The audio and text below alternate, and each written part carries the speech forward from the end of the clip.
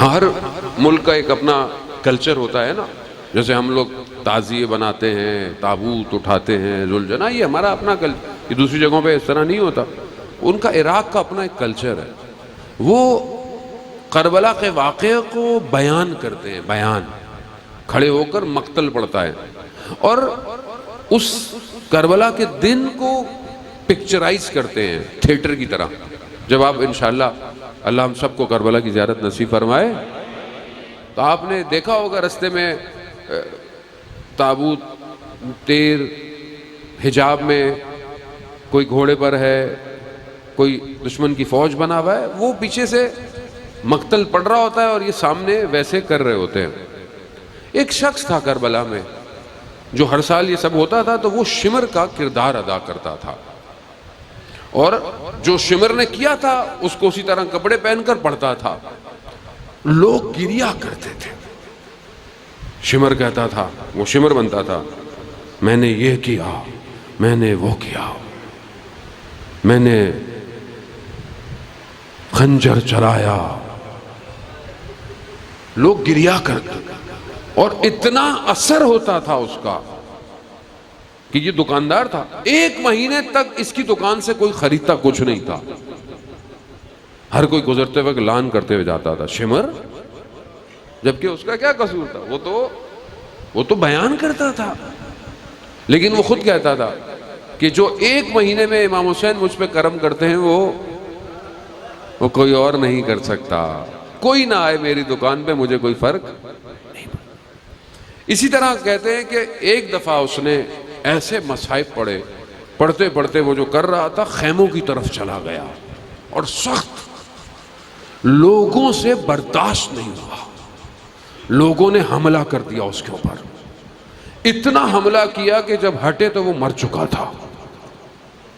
اس نے کردار ایسا ادا کیا، لیکن اس شخص کا عمل اتنا بڑا تھا، علماء اس کے گھر پہ آتے تھے، کہتے ہیں 3 دن تک نجف کے حوضے میں تعطیل رہی اس کی وجہ سے، بڑے بڑے 2 دفعہ نجف میں اس کا جنازہ پڑھایا گیا اور اسے حرم امام حسین میں دفنایا گیا۔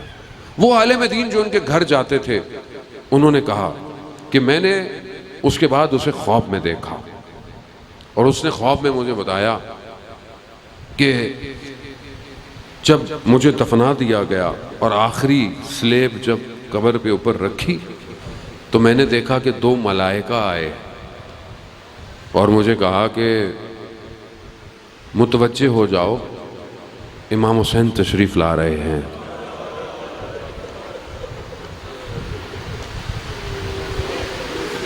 کہا میں نے دیکھا تو امام حضرت عباس کے ساتھ۔ میں نے کہا مولا معاف کر دے، مجھ سے غلطی ہو گئی، میں تو صرف مقتل پڑھتا تھا۔ امام نے کہا نہیں، تم گھبراؤ نہیں، تم اس کے شمر نہیں ہو، تم تو ہمارے ہو۔ کہا مولا، کہا ہماری ماں نے بھیجا ہے ہمیں کہ جاؤ، وہ ہمارے عزاداروں کو گریہ کرواتا تھا، وہ قبر میں آج اکیلا نہیں ہونا چاہیے۔ اللہ اکبر۔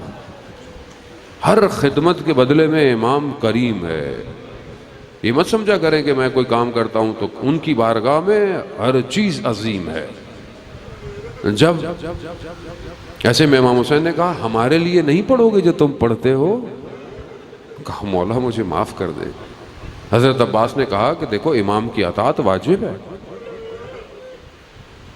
وہ کہتا ہے کہ میں نے پڑھنا شروع کیا،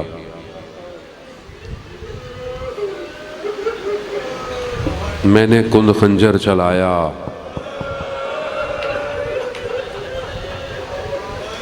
سر ہاتھوں میں اٹھایا،